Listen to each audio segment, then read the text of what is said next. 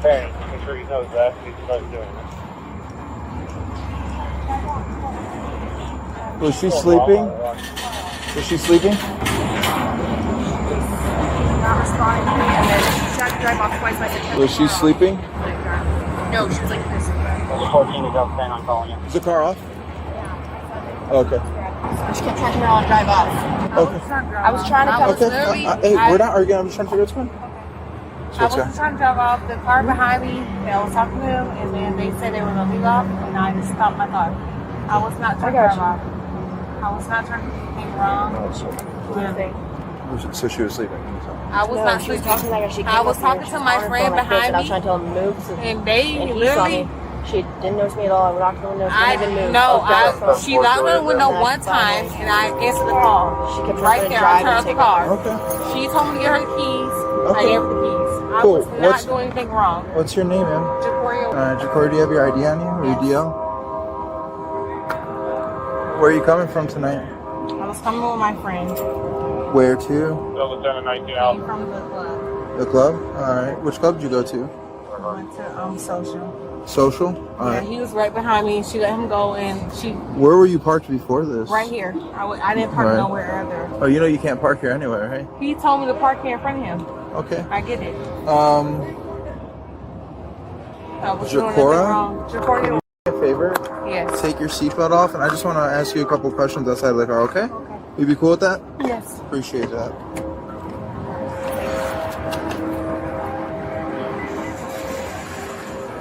Can you run her? See if she's valid. Oh yeah. Yes, sorry. Okay. Come over here, Jacora. All right. So you were coming to downtown? Huh? You were just coming downtown, and what were you doing? Yeah, and then he was behind me, and then he moved off, and I just stayed here. All right. Well, you were at the club tonight? Yeah. What club? What was that social? Social. How many drinks did you have at social? I didn't have no drinks, just one. None or one? None. Right here is where things start getting legally significant. Notice how her answers shift from none to one drink. In DUI investigations, consistency is everything. Even a small contradiction like this can immediately raise suspicion for officers trained to detect impairment. But here's the thing, contradictions alone don't prove intoxication. They just justify further testing. The officer also claims he can smell alcohol, which adds probable cause to continue the investigation. Now let me ask you, do you think she's just nervous and misspeaking?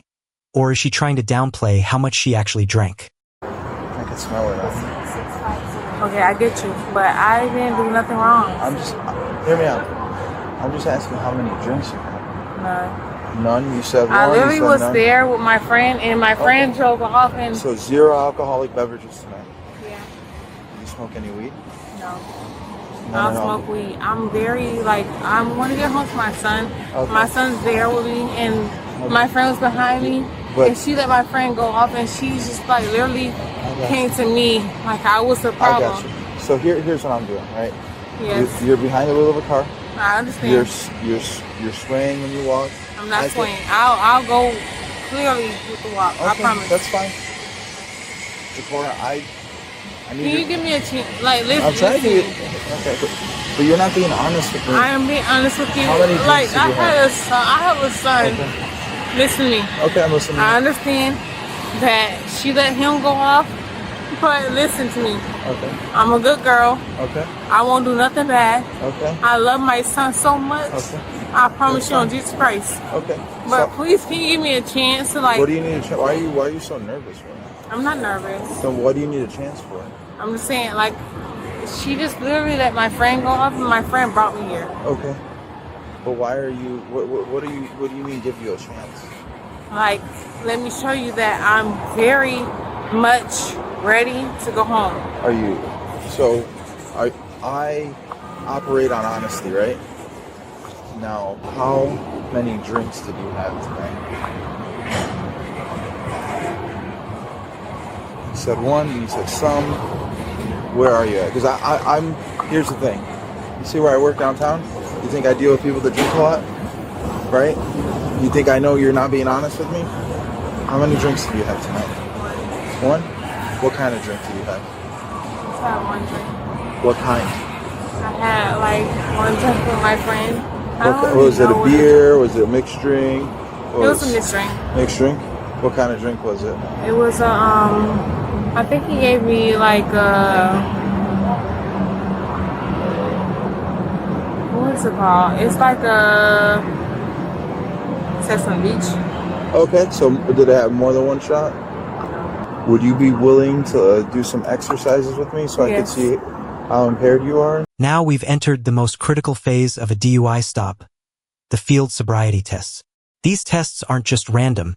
They're standardized procedures designed to detect impairment through eye movement, balance, and coordination. But here's where it gets tricky. They're also highly subjective. If a person is nervous, confused, or even physically impaired, like she claims with her knee, it can affect performance. The officer keeps emphasizing honesty, which suggests he already doubts her credibility. But here's the big question. Are these tests truly measuring intoxication, or just her ability to follow instructions under pressure?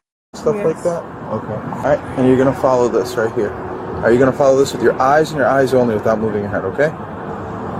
All right, without moving your head. Okay, so don't move your head. All right, so let's start again. Okay. Do not move your head. All right, just follow with your eyes and your eyes only. Right here, this is what you're looking at. Can you touch that? All right, with your eyes only, do not move your head.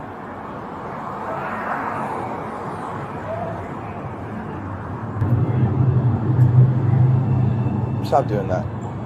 This is going to be our third attempt. Don't move your eyes wherever you want. Follow this blue light. Shakur, remember what I said about honesty? I've been cool with you, right? We've been having a good conversation. You just keep moving your eyes around. Please stop that, okay? So what I'm doing, all your eyes have to do is follow this, okay? So for the third time, we're going to go again, okay?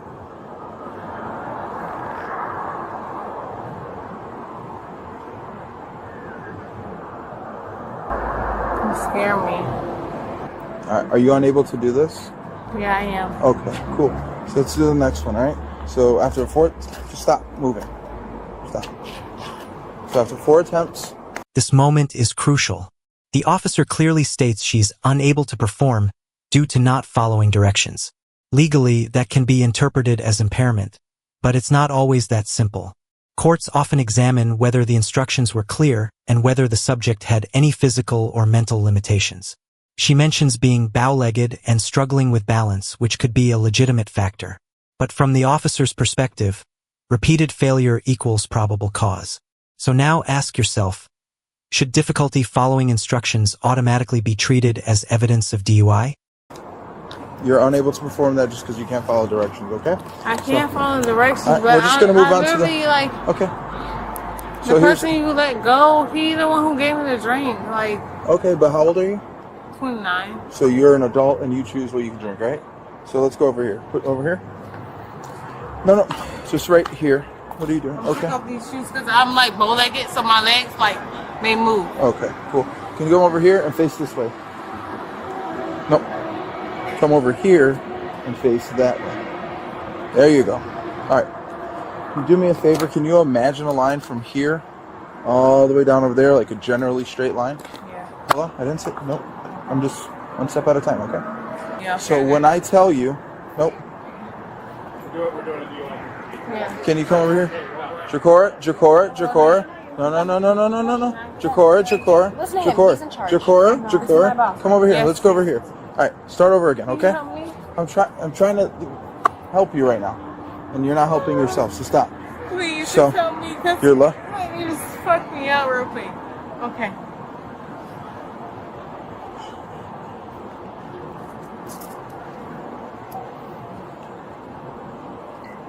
What are you doing?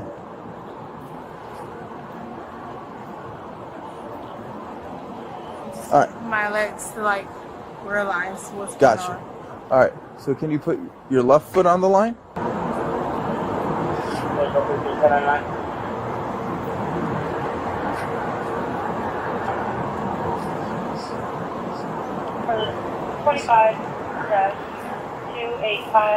285-970 285-970.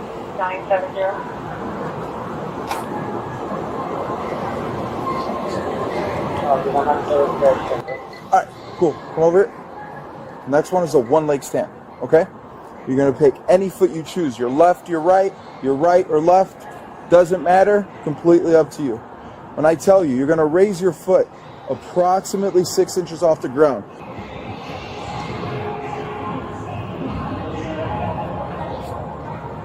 Alright, Jakor. Let's go over there and let's walk towards my partner. Let's walk towards my partner over there.